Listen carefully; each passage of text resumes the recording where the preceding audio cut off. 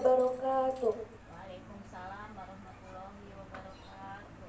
Alhamdulillahirabbil alamin. Assalatu wassalamu ala asrofil anbiya'i wal mursalin wa ala alihi wa sahbihi ajmain. Amma ba'du. Sebelum memulai pada materi, perkenalkan, nama saya Siti Hanifah, NPM 1710631110138, Program Studi Pendidikan Agama Islam dari kelas PAI 6D. Baik, langsung saja saya di sini akan sedikit menjelaskan salah satu hadis yang mengenai tentang penyakit pasti ada obatnya. Yang mana hadis itu berbunyi, Haddatsana Muhammad bin Musanna, haddatsana Abu Ahmad Az-Zubairi, haddatsana Umar bin Sa'id bin Abi Husain, qala haddatsani Atha bin Abi Rabah an Abi Hurairah radhiyallahu anhu anin Nabi sallallahu alaihi wasallam qala ma anzalallahu da'an illa anzalalahu shifaan, yang mana artinya menceritakan kepada kami Muhammad bin Al-Musanna, menceritakan kepada kami Abu Ahmad Az-Zubairi, menceritakan kepada kami Umar bin Sa'id bin Abi Husain, dia berkata, menceritakan kepadaku Atha bin Abi Rabah dari Abu Hurairah radhiyallahu an, dari Nabi sallallahu alaihi wasallam, beliau bersabda, Allah tidak menurunkan penyakit kecuali menurunkan juga obatnya. Hadis riwayat Al-Bukhari. Pada hadis tersebut kita bisa ambil pelajarannya, yaitu tidak ada yang membuat kita sakit kecuali izin Allah. Sakit izin Allah, sembuh juga izin Allah. Tidak ada kesembuhan melainkan kesembuhan dari Allah. Jadi mutlak kita harus tahu bahwa kesembuhan itu milik Allah. Mau sakit lahir, sakit kolbu, sakit hati, sakit batin, tidak ada yang bisa menyembuhkan selain Allah yang maha menyembuhkan.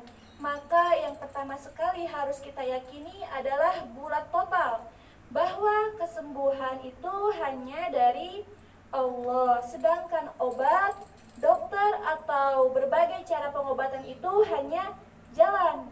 Ketika Allah akan menyembuhkan, ada jalan, dan maka kita akan ketemu jalannya bermacam-macam.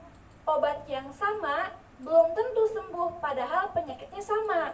Kenapa? Karena bukan obat yang menyembuhkan, dan Allah menyembuhkan luas sekali. Misalkan ada daerah yang tidak ada obat, Allah siapkan dedaunan.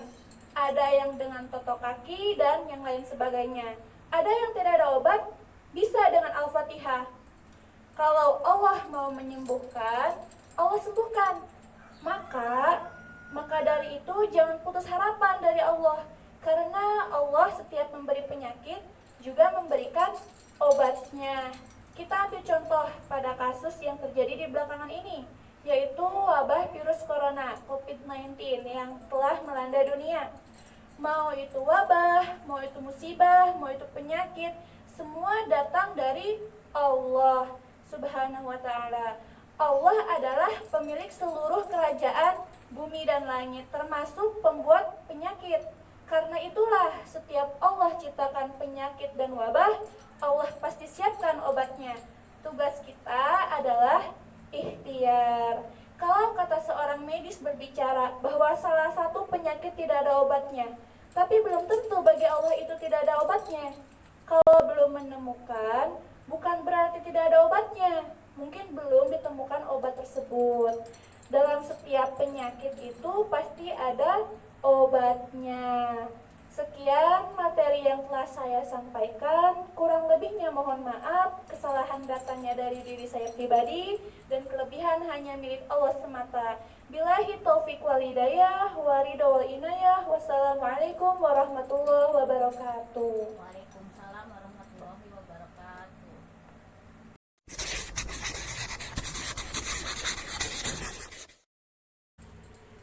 Bismillahirrahmanirrahim. Assalamualaikum warahmatullahi wabarakatuh. Waalaikumsalam warahmatullahi wabarakatuh. Alhamdulillahirabbil alamin. Assalatu wassalamu ala asrofil anbiya'i wal mursalin wa ala alihi wa sahbihi ajmain. Amma ba'du. Pada kesempatan kedua kali ini saya akan sedikit menjelaskan sebuah hadis tentang lockdown wilayah saat terjadi wabah penyakit.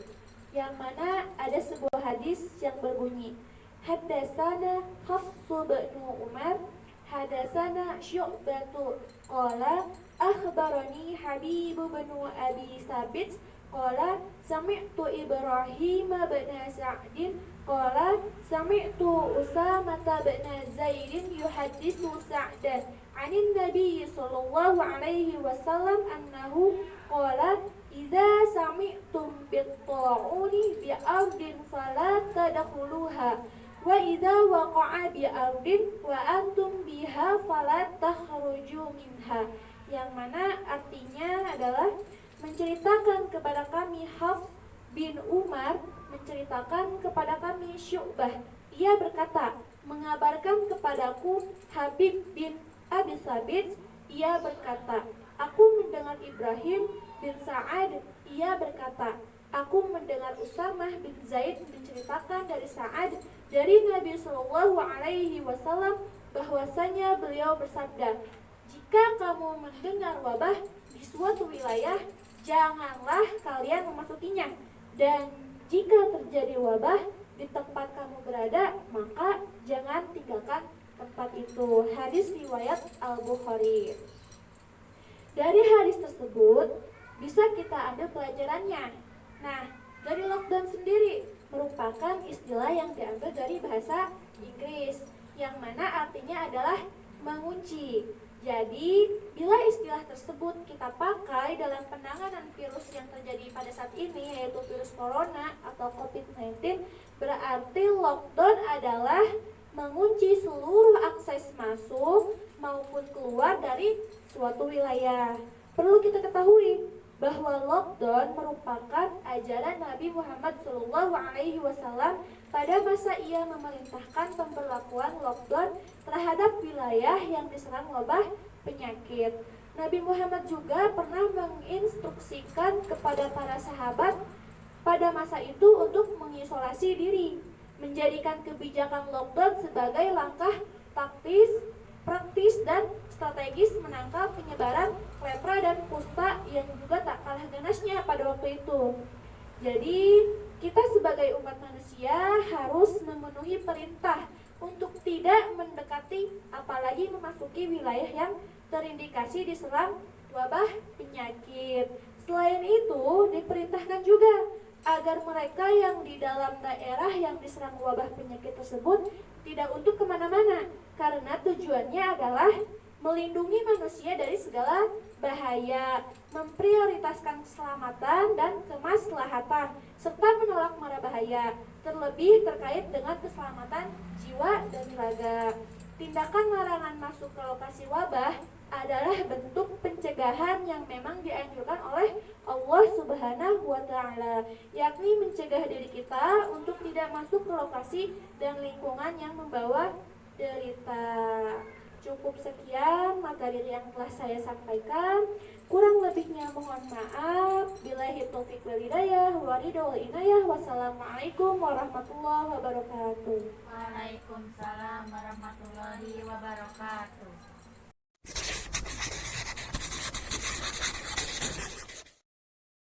Bismillahirrahmanirrahim. Assalamualaikum warahmatullahi wabarakatuh. Waalaikumsalam warahmatullahi wabarakatuh. Alhamdulillahirabbil alamin. Assalatu wassalamu ala asrofil anbiya'i wal mursalin wa ala alihi wa sahbihi ajmain. Amma ba'du. Langsung saja saya di sini akan sedikit menjelaskan hadis tentang karantina orang yang sakit. Nah, yang mana hadis tersebut berbunyi, qala Abu Salamah bin Abdurrahman sami'tu Aba Hurairah 'anin Nabi sallallahu alaihi wasallam qala la turidul mumridah 'alal musih. Yang mana artinya Abu Salamah bin Abdurrahman berkata, Aku mendengar Abu Hurairah dari Nabi Shallallahu Alaihi Wasallam, beliau bersabda, janganlah kalian mencampur baurkan yang sakit dengan yang sehat. Hadis riwayat Al-Bukhari.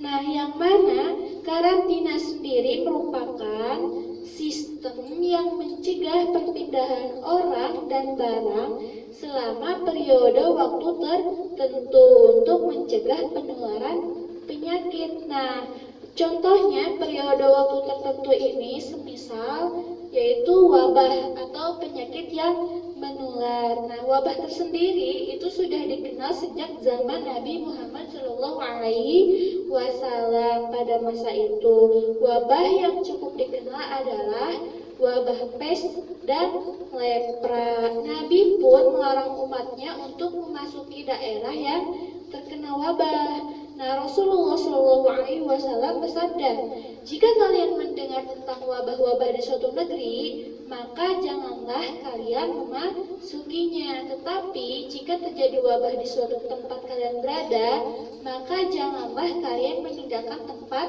itu. Hadis riwayat Bukhari dan Muslim. Ini hadis yang waktu awal dulu. Nah, ini merupakan metode karantina yang telah diperintahkan Nabi Muhammad SAW untuk mencegah wabah tertentu menjalar ke negara-negara lain. Untuk memastikan perintah tersebut dilaksanakan, Nabi Muhammad SAW mendirikan tembok di sekitar daerah yang terjangkit wabah dan menjanjikan bahwa mereka yang bersabar dan tinggal akan mendapatkan pahala sebagai mujahid di jalan Allah. Sedangkan mereka yang melarikan diri dari daerah tersebut diancam malapetaka dan kebinasaan. Peringatan kehati-hatian pada penyakit lepra juga dikenal luas pada masa hidup Nabi Muhammad. Rasulullah menasihati masyarakat agar menghindari penyakit lepra. Dari hadis Abu Hurairah, Imam Bukhari meriwayatkan bahwa Rasulullah bersabda, jauhilah orang yang terkena lepra seperti kamu menjauhi singa. Di masa kekhalifahan Umar bin Khattab, wabah kolera menyerang negeri Syam.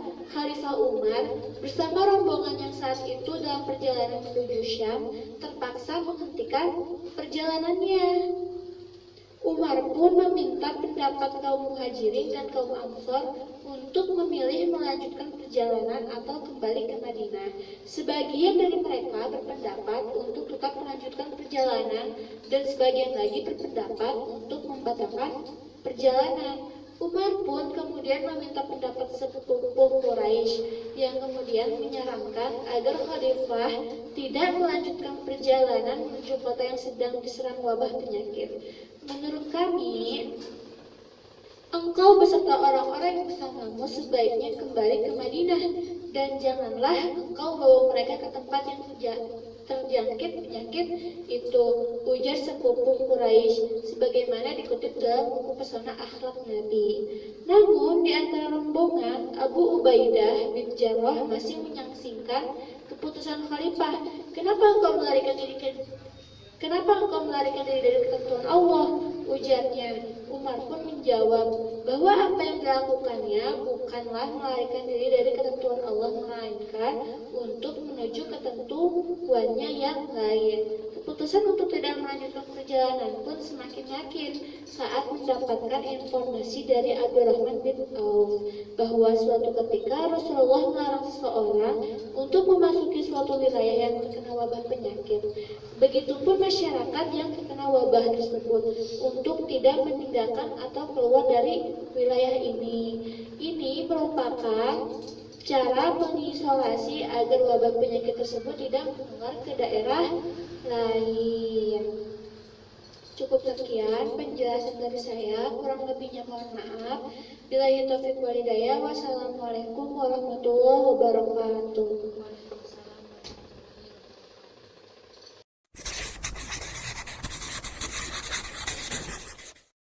Bismillahirrahmanirrahim. Assalamualaikum warahmatullahi wabarakatuh. Waalaikumsalam warahmatullahi wabarakatuh. Alhamdulillahirrabbilalamin. Assalatu wassalamu ala asyrofil anbiya'i wal mursalin wa ala alihi wa sahbihi ajmain. Langsung saja, di sini saya akan menjelaskan sedikit hadis tentang penyakit menular adalah takdir dan kehendak Allah. Nah, wajib kita yakini bahwa tidak ada sesuatu yang terjadi di muka bumi ini kecuali dengan kehendak dan takdir Allah. Kuasa Allah dan takdirnya di atas segala sesuatu. Tidak ada satu peristiwa terjadi dengan sendirinya yang lepas dari ilmu Allah, kehendak dan takdirnya. Demikian pula penyakit corona tidak mewabah kecuali dikehendaki Allah dan ditakdirkan oleh Allah. Menyikapi corona, kita yakin bahwa virus bagian dari makhluk Allah. Penularan dan penjangkitan virus itu dari satu orang ke orang lain tidak terjadi dengan sendirinya, yakni lepas dari kehendak Allah dan takdirnya. Nah, ada hadis di sini tentang penyakit menular adalah takdir dan kehendak Allah. Yang mana hadis tersebut berbunyi, Hadatsani Abdullah bin Muhammad, hadatsana Hisham bin Yusuf, akhbarana Ma'marun aniz Zuhri an Abi Salamata an Abi Hurairah radhiyallahu an qala Nabi sallallahu alaihi wasallam la adwa wala safara wala hamah, yang mana artinya menceritakan kepadaku Abdullah bin Muhammad, menceritakan kepada kami Hisham bin Yusuf, mengabarkan kepada kami Ma'mar dari Zuhri, dari Abu Salamah, dari Abu Hurairah radhiyallahu an, ia berkata, Rasulullah sallallahu alaihi wasallam bersabda, tidak ada adwa, penyakit menular, dan tidak ada safar, kesialan di bulan safar, dan tidak ada juga hamah, burung hantu. Hadis riwayat Al-Bukhari. Nah, adwa sendiri adalah keyakinan penjangkitan penyakit dan menular dengan sendirinya tanpa kehendak dan takdir Allah. Maka Rasulullah SAW meniadakan keyakinan jahiliyah ini, bahwa menularnya penyakit dari yang sakit kepada orang sehat itu dengan kehendak Allah dan takdirnya. Sedangkan tiaroh adalah merasa bernasib sial atau meramal nasib buruk karena melihat terbangnya jenis burung tertentu atau binatang lainnya, mendengar suara atau isyarat lainnya. Ini juga termasuk keyakinan jahiliyah yang ditiadakan oleh Rasulullah SAW dalam sabdanya, tidak ada tiaroh, kesialan, bahwa kesialan itu terjadi apabila Allah kehendaki menimpa seseorang dan menakdirkannya. Sedangkan hamah adalah burung hantu. Orang-orang jahiliyah merasa bernasib sial dengan melihatnya. Apabila ada burung hantu hinggap di atas rumah salah seorang mereka merasa akan ada kematian dirinya sendiri. Nah, atau salah seorang keluarganya. Maksud sabda beliau, tidak ada burung hantu adalah menolak anggapan yang tidak benar ini. Bagi seorang muslim harus menghilangkan keyakinan ini, bahwa kecelakaan dan kesialan itu datangnya dari Allah dan terjadi dengan kehendak dan takdirnya. Sedangkan Safar adalah bulan kedua dari tahun Hijriyah, posisinya setelah bulan Muharram. Orang-orang jahiliyah beranggapan bahwa bulan ini membawa nasib sial atau tidak menguntungkan. Rasulullah SAW mengingkari keyakinan ini dan meniadakannya, bahwa semua bulan adalah milik Allah. Dia tetapkan di dalamnya kebaikan dan keburukan dengan kehendak dan takdirnya, juga dengan hikmahnya. Bukan semata-mata Safar maka pasti akan sial. Wallahu a'lam. Allah Subhanahu wa ta'ala yang berkuasa di alam raya ini. Hanya Dia semata yang menetapkan urusan di alam raya. Semua terjadi dengan kehendaknya, sehingga setiap muslim haruslah bersandar kepada Allah dan bertawakal kepada Allah. Coronavirus yang sedang mewabah ini tidak menularkan penyakit dan menjangkiti banyak orang kecuali dengan kehendak dan takdir Allah Subhanahu wa ta'ala. Allah takdirkan itu dengan kekuasaan dan keperkasaannya, sekaligus juga dengan hikmah. setengah dari setiap ketetapan dan perbuatannya. Cukup sekian penjelasan dari saya. Kurang lebihnya mohon maaf. Billahi taufiq wal hidayah. Wassalamualaikum warahmatullahi wabarakatuh. Waalaikumsalam warahmatullahi wabarakatuh.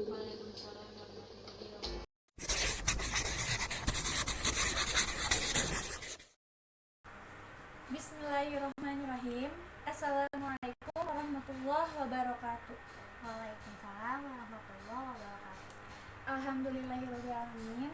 Langsung saja, saya di sini akan menjelaskan hadis tentang wabah adalah rahmat bagi orang-orang mukmin.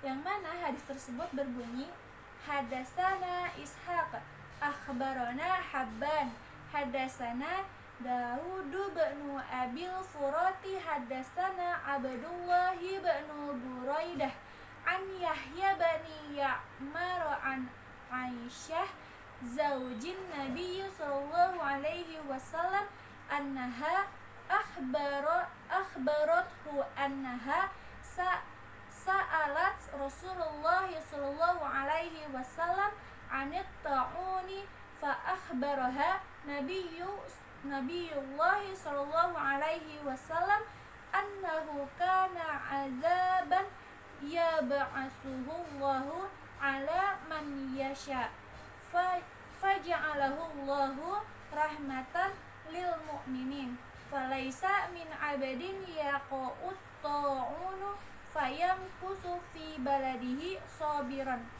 ya'lamu annahu lan yusibahu illa ma kataballahu lahu ila kana lahu mislu ajri syahid, yang mana artinya menceritakan kepada kami Ishak, mengabarkan kepada kami Habban, menceritakan kepada kami Daud bin Abi Al-Furat, menceritakan kepada kami Abdullah bin Buraidah dari Yahya bin Ya'mar dari Aisyah istri Nabi Shallallahu Alaihi Wasallam.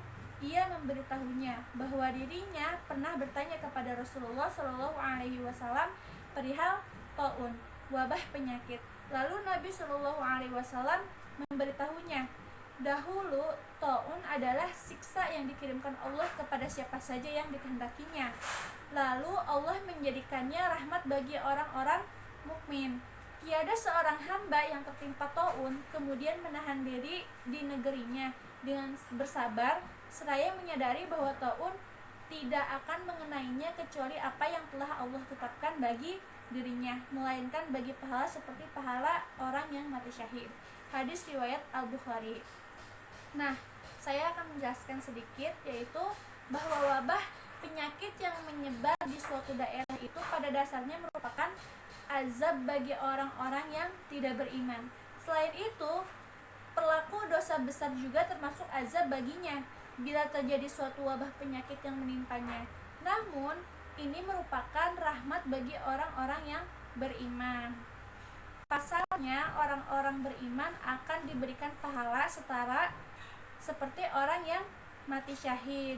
Nah, pelajaran dari hadis tersebut yaitu bahwa wabah yaitu penyakit azab yang dikirimkan Allah untuk orang-orang yang telah Allah kehendaki. Yang kedua, orang beriman menyikapinya pasti dengan tetap ikhtiar, langkah antisipasi, mencari obat, bersabar, tetap tinggal, mengisolasi diri sendiri di daerah negeri yang terkena wabah, mengharapkan balasan dari Allah, yakin bahwa tidak ada sesuatu pun terjadi di luar kuasa dan takdir Allah. Dan yang ketiga, orang beriman seperti itu, maka wabah itu menjadi rahmat baginya. Dan yang terakhir, ia akan mendapatkan balasan seperti seseorang yang mati syahid. Cukup sekian penjelasan yang telah saya sampaikan. Kurang lebihnya mohon maaf. Wassalamualaikum warahmatullahi wabarakatuh. Waalaikumsalam warahmatullahi.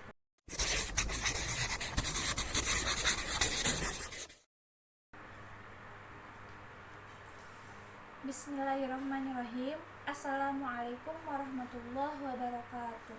Waalaikumsalam warahmatullahi wabarakatuh. Alhamdulillahirabbil alamin. Assalatu wassalamu ala asyrofil anbiya'i wal mursalin wa ala alihi washabbihi ajma'in. Amma ba'du. Langsung saja, saya di sini akan sedikit menjelaskan hadis tentang orang-orang yang mati syahid. yang mana hadis tersebut berbunyi, Haddatsani Zuhair bin Harbin, Haddatsana Jarirun an Suhailin an abihi an Abi Hurairah qala qala Rasulullah sallallahu alaihi wasallam ma ta'udduna syahida fikum qalu ya Rasulullah man qutila fi sabilillahi fahuwa syahid qala inna syuhada'a ummati idzan laqalil qalu faman hum ya Rasulullah qala man qutila fi sabilillahi fahuwa syahid wa man mata fi sabilillahi fahuwa syahid wa man mata fit ta'uni fahuwa syahid wa man mata fil batni fahuwa syahid wal ghariqu syahid, yang mana artinya menceritakan kepadaku Zuhair bin Harb menceritakan kepada kami Zarir dari Suhail dari ayahnya dari Abu Hurairah. Ia berkata, Rasulullah Shallallahu Alaihi Wasallam bertanya kepada para sahabatnya, siapakah orang yang mati syahid di antara kalian? Mereka menjawab, orang yang gugur di medan perang itulah yang syahid ya Rasulullah. Rasulullah Shallallahu Alaihi Wasallam merespon, kalau begitu sedikit sekali umatku yang mati syahid. Mereka bertanya, lalu siapa saja mereka ya Rasulullah? Beliau menjawab, orang yang gugur di medan perang itu syahid. Orang yang mati di jalan Allah bukan karena perang juga syahid. Orang yang mati karena tertimpa taun atau wabah itu pun syahid. Orang yang mati karena sakit perut juga syahid. Dan orang yang mati tenggelam adalah syahid. Hadis riwayat Muslim. Yang mana di sini akan dijelaskan bahwa mati syahid berasal dari bahasa Arab, yaitu syahid, yang artinya muslim yang ketika berperang atau berjuang di jalan Allah membela kebenaran atau mempertahankan hak dengan penuh kesabaran dan keikhlasan untuk menegakkan agama Allah. Siapa yang berjuang membela harta miliknya, jiwanya, keluarganya, agamanya, dan meninggal dalam perjuangannya itu, maka ia meninggal fi sabilillah atau mati syahid. Mati syahid merupakan cita-cita tertinggi umat Islam. Salah satu jalan menuju mati syahid adalah berjuang di jalan Allah. Dalam Islam sendiri, ternyata syahid tidak hanya terbatas mati karena berperang membela Islam. Rasulullah bahkan menegaskan bahwa syahid terbatas hanya pada peperangan, maka akan sangat sedikit sekali umat Islam yang mendapatkan pahala mati syahid. Sesuai tuntunan Rasulullah SAW, sebenarnya mati syahid meliputi banyak hal. Hal tersebut yaitu yang telah disebutkan tadi pada hadis. Nah, mati syahid dikategorikan dalam berbagai sebutan, yaitu diantaranya yang pertama, syahid dunia akhirat, yaitu orang-orang Islam yang telah gugur di medan pertempuran untuk membela agama Allah Subhanahu wa Ta'ala. Yang kedua, mati syahid akhirat, yaitu orang-orang Islam yang mati akibat kecelakaan, sakit perut, melahirkan, tenggelam, tertimpa longsoran batu, ataupun bisa karena tertimpa taun atau wabah. Yang contohnya misalnya pada kasus hari ini yaitu wabah corona. Yang ketiga, mati syahid dunia, yaitu seorang prajurit yang telah gugur di medan perang dengan niat untuk membela agama Allah Subhanahu wa Ta'ala dan mengharapkan rampasan perang. Dan di antara syahid yang paling utama adalah mati syahid dunia dan akhirat. Begitu mulianya orang yang mati membela agama Allah Subhanahu wa Ta'ala hingga jasadnya mendapatkan derajat yang tinggi di sisi Allah Subhanahu wa Ta'ala. Demikian, kurang lebihnya mohon maaf. Wassalamualaikum warahmatullahi wabarakatuh. Waalaikumsalam warahmatullahi wabarakatuh.